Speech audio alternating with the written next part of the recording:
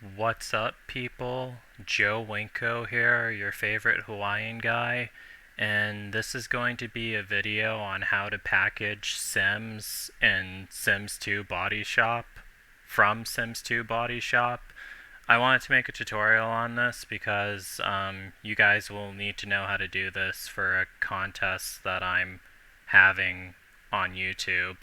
So you open up Sims 2 Bodyshop, and my body shop looks a bit different from the normal versions because I have a bunch of mods installed, like one to change the background color to green that I downloaded from Mod the Sims, and also a custom user interface mod.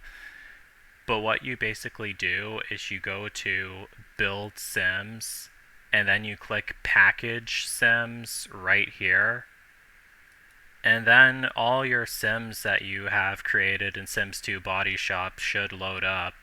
You're going to select a Sim that you want to package, the Sim that you want to package, and then you're going to click this symbol down here.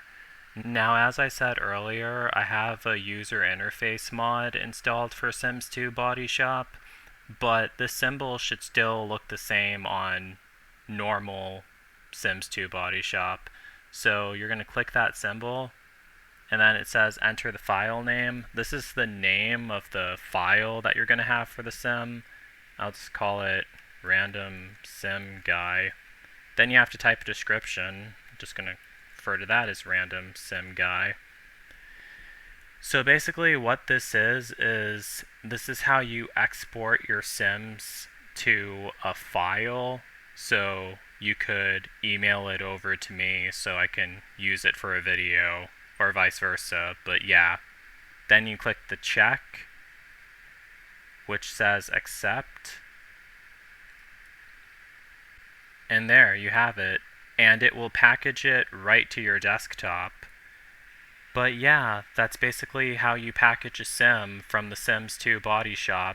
You can attach it to an email and email it over to me. So yeah, hope you guys get that.